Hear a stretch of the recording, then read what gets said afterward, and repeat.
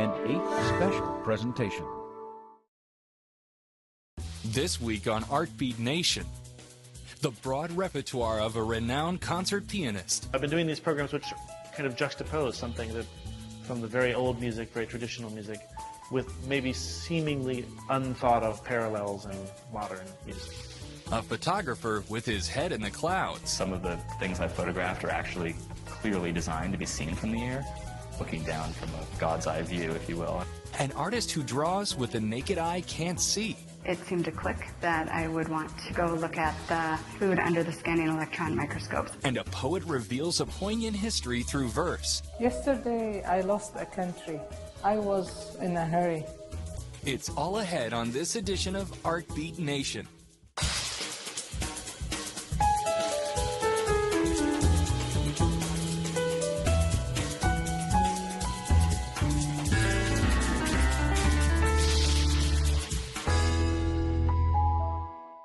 Funding for Artbeat Nation is made possible by contributions to aid from viewers like you. Thank you. Meet pianist Jeremy Dank, who has steadily built a reputation as one of today's most compelling musicians.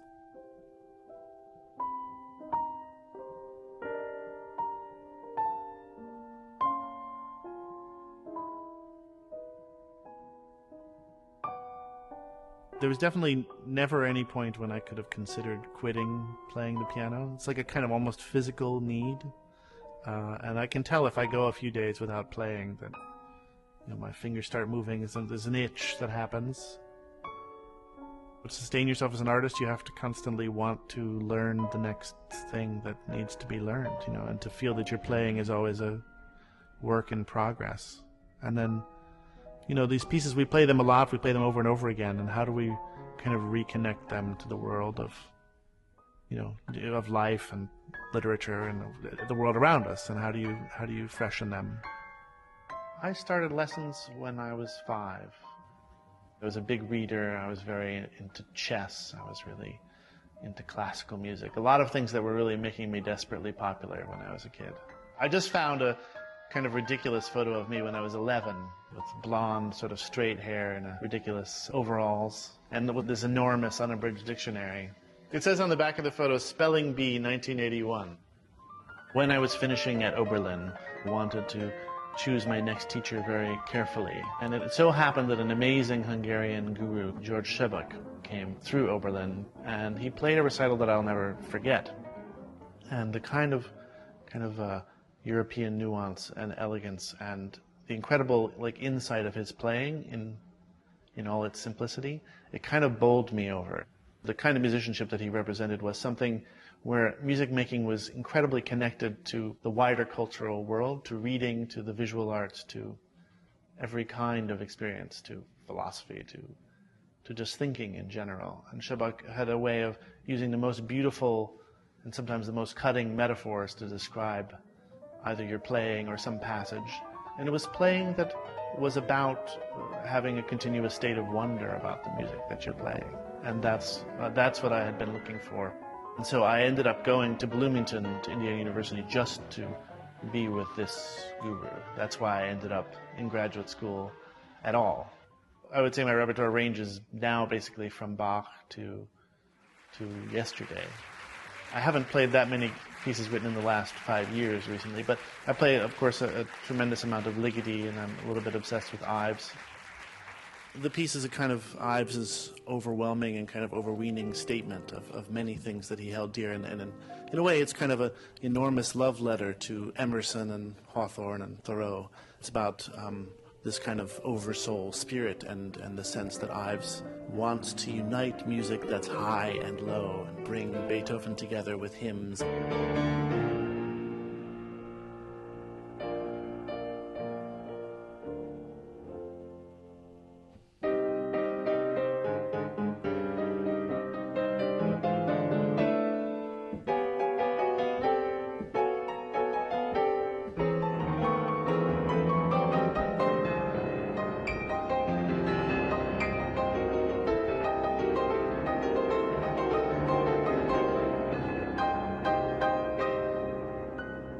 like to agree to lots of wild projects, like playing all the Ligeti etudes and the Goldberg variations, but the sheer amount of hours that it takes to put together a recital like that is kind of staggering, and it involves kind of pre-planning, and I'm not a great master of pre-planning.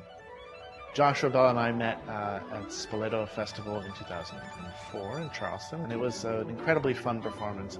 I started touring with him the next February, and we did, I think, 6 years of recital tours together.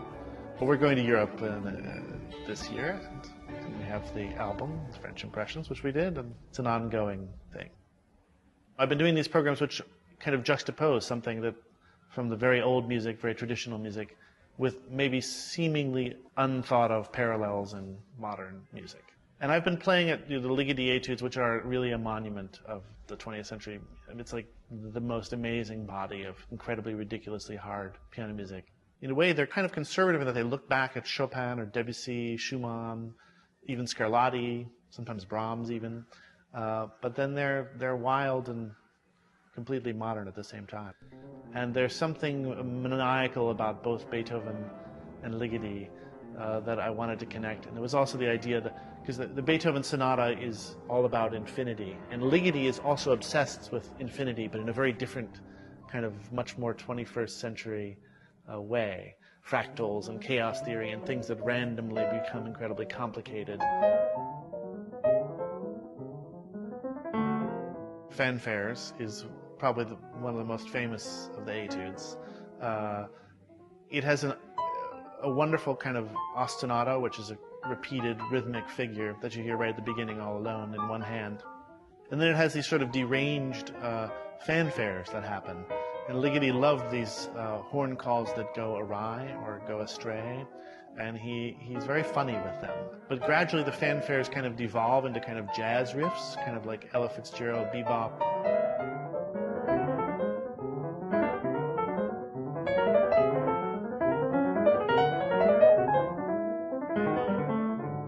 Arc-en-Ciel is a different side of Ligeti's sort of jazz-ish etudes. It's a homage to Bill Evans and a certain way that Bill Evans would use seventh chords. Of course, that's a really useful thing to have in jazz when you're constantly shifting harmonies and you want chords that are really malleable. You can go from one place to another. So Ligeti writes this incredibly beautiful etude in which all these chords, seventh chords, are kind of melting into each other like colors in a rainbow, I guess.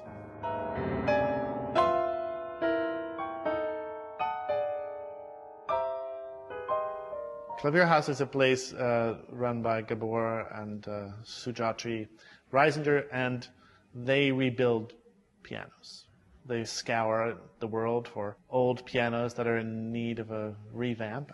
Often like late 19th century Steinways, pianos that are one of a kind, and they very painstakingly refit them with new soundboards. Hey, nice to see you. Nice to see you. Come. Yeah. Maestro, how are you? Good. Nice Great to see you again. I want to see my favorite piano again. Got it all set up for you. Cool. Let's go. This is one of my very favorite pianos in New York City, and I come visit it every so often. I find it in England at Christie's auction. It was made in the 1890s and it was rebuilt by Klavierhaus, by Gabor and his brother and the crew downstairs. I love a combination of things, the sort of lightness of the action, and I feel like it's a very eloquent piano, even though it doesn't have an enormous sound, but it has a kind of incredibly expressive sound. It's an old sound and Yes. forgotten sound, But but you can't really find it anymore in concert spaces. And these instruments are more sensitive and more intimate, more human. We took the original hammer off and then sent it to France, and there is this old hammer maker who recovered the original hammer molding with old felt, the felt coming from wool. And the quality of the wool from that time was very pure, and that's why it has its beautiful tonality.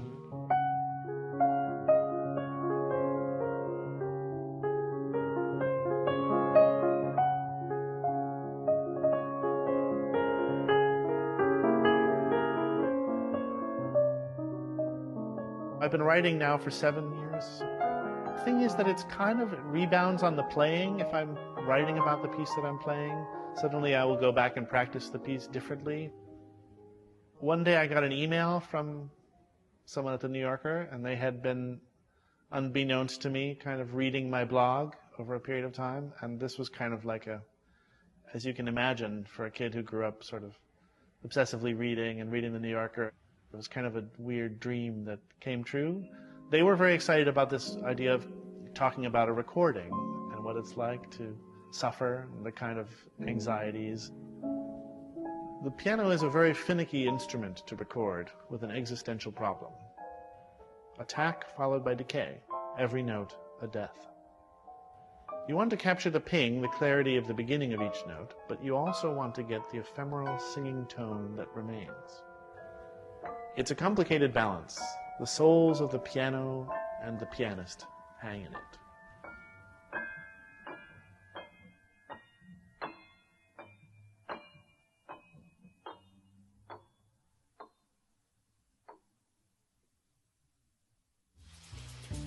Dank has appeared as soloist with major orchestras, including the Atlanta, Dallas, Houston, New World, St. Louis, and San Francisco symphonies, just to name a few. Next, meet Alexander Heilner, an artist whose work literally discovers new horizons. A photographer and teacher, Heilner takes to the skies to capture strikingly abstract aerial photos that reveal both an intimate and expansive perspective of our planet. I think my entire life, I have always loved flying. Right. My father worked in the airline industry, so we were able to travel quite a bit, and my face has been plastered against the windows of commercial planes literally since I can remember. I am fundamentally obsessed with this conjunction of the natural and human-built, but particularly in the landscape. It's a real kind of abstract and schematic way to think about things, but that's kind of how my mind works. I'm really interested in thinking about a map or looking at a map and thinking about the actual landscape and looking at the actual landscape and sort of making those connections and finding out for myself what's actual and real and what's people's perception of the world below. These two things kind of come together, this map view of the world, which you get from looking down from an airplane, and this obsession that I can't really explain about wanting to understand how artificial and human-built things live together, work together, collide, overlap, sit in proximity. There's a lot of human intrusion into the landscape, and now is being done very consciously. Some of the things I photographed are actually clearly designed to be seen from the air, looking down from a God's eye view, if you will, and I'm sure that's how the developers thought about it. Unlike with a lot of photography, I have kind of a time limit. I'm up in a plane, I'm paying by the hour. In many cases, if the weather isn't great, I'm not feeling great, so I don't want to be up for too long. So I'm looking to try and find something fairly quickly. I try really hard not to crop my images much. I'm not categorically against it, but I really do most of that in the camera. I put a lot of faith in my own visual intuition, my own ability to kind of see the moment through the viewfinder. That's not to say that there isn't a lot of preparation, but once I'm in the plane looking down, it's really looking for shapes and geometry and trying to find a moment where there's a geometric alignment and a real conceptual alignment, where I'm getting a sense that there's some natural elements, some human-built elements, and that it all kind of comes together at one spot. There's an art to talking to the pilot. I'll be looking out the window with one hand, with my eye pressed to the shutter, and just sort of motioning. And good pilots who've done this before really know how to read that. Flying in these small planes, in order to actually look straight down on the ground, you have to be banking around the subject matter, often at a pretty steep angle. And I have to keep watching and watching and watching as the streets turn or the riverbank turns or whatever it is I'm photographing is actually turning in the frame as we go. And I have to look for that perfect moment. I'm watching for both a geometric alignment with elements in the frame visually and also a kind of conceptual alignment where things that I'm seeing in the frame that are natural are really balanced in whatever way I want to show them with things that are artificial or human-built. I'm not interested in telling people how to look at the world. I am interested in that people look at the world and that people look around, pay attention, and draw conclusions. We want to have total control over all the color management. I think teaching for me is very similar. I see it as me trying to help the students share their visions and in a sense, expand everybody's vision. I'm a real person of this time and place. I can't imagine having lived long ago, and I certainly can't fathom what will be in the future, but I'm pretty intrigued with what's going on right now.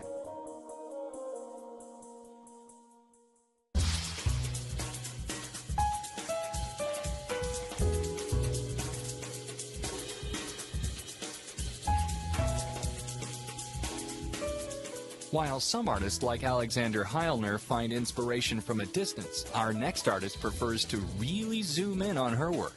Guided by a fascination with nature and detail, Karen Gustafson creates ink drawings of fruits and vegetables as seen through a high-powered microscope.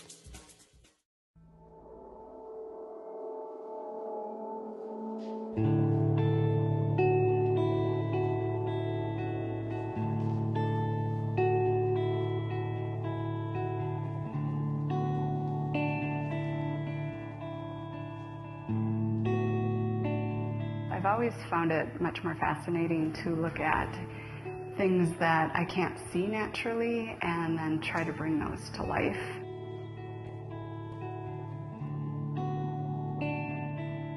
I'm Karen Gustafson, and I'm a painter and a drawer. In graduate school, I was next to a biology library, and so I was looking around in there, and then that's when I discovered microscopic images of plants. And I found that incredibly fascinating.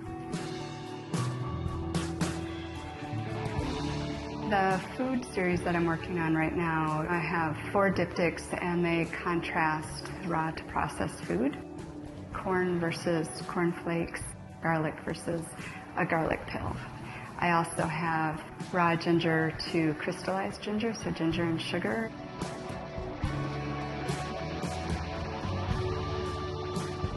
I'm an art professor at Normandale Community College, and in the biology lab we have a scanning electron microscope, and they offered all the different staff and faculty, if we were interested in using it, we could. And so as I started thinking about the food series, it seemed to click that I would want to go look at the food under the scanning electron microscopes.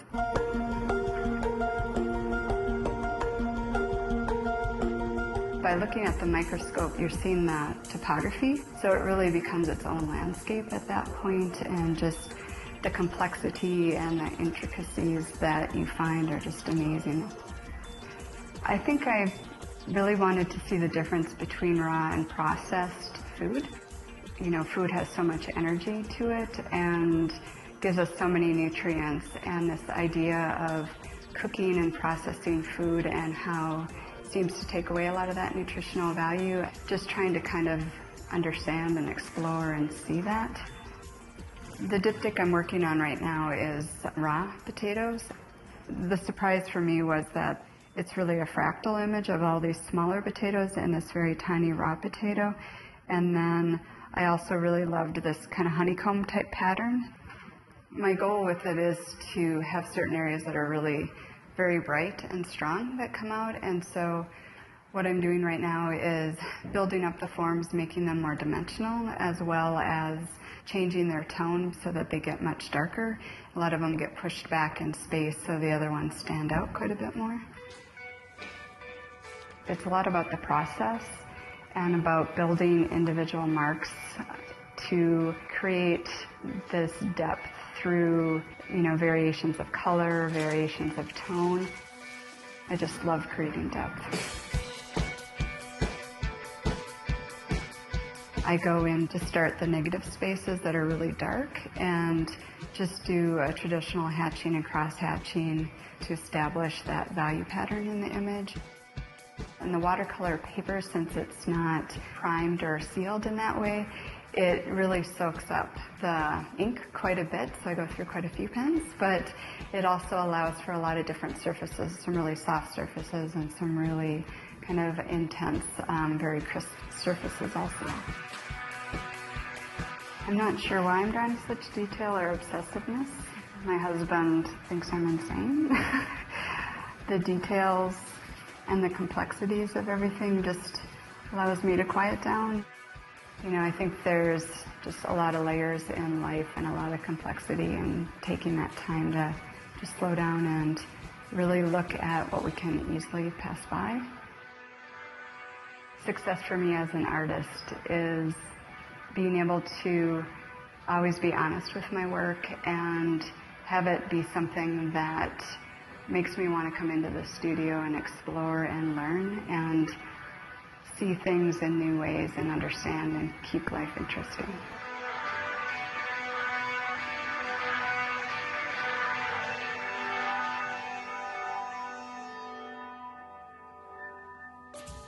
To view more of Karen Gustafson's artwork, check out her website at KarenGustafsonStudios.com. Next, meet Iraqi-American poet Dunya Mikhail.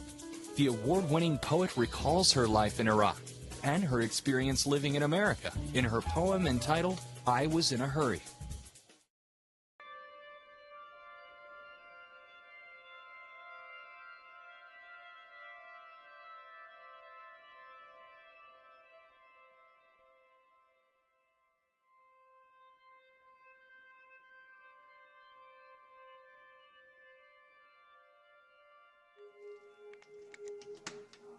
If you like it darker, we put more in here. Yesterday, I lost a country. I was in a hurry and didn't notice when it fell from me, like a broken branch from a forgetful tree. I opened my eyes to the war, first the Iraq-Iran war and then the Gulf War, the invasion of Kuwait. Always you had in mind this question, why this senseless death?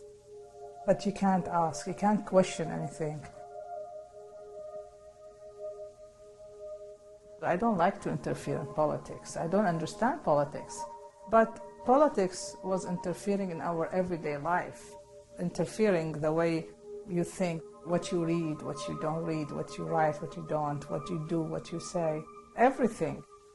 I left Iraq right after my book, Diary of a Wave Outside the Sea, was published. And it was, they considered it subversive.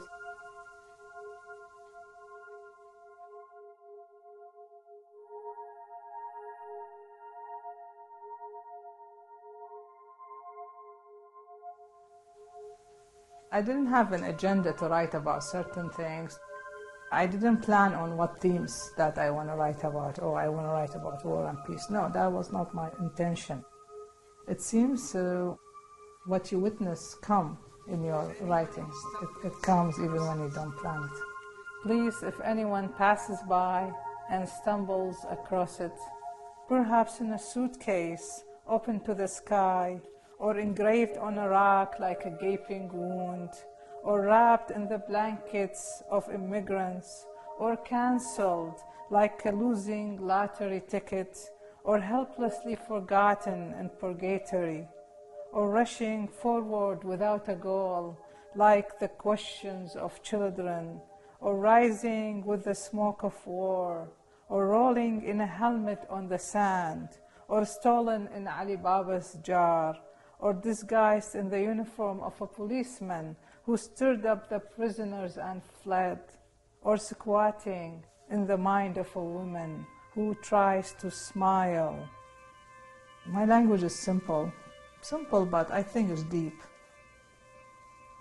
If anyone stumbles across it, return it to me, please.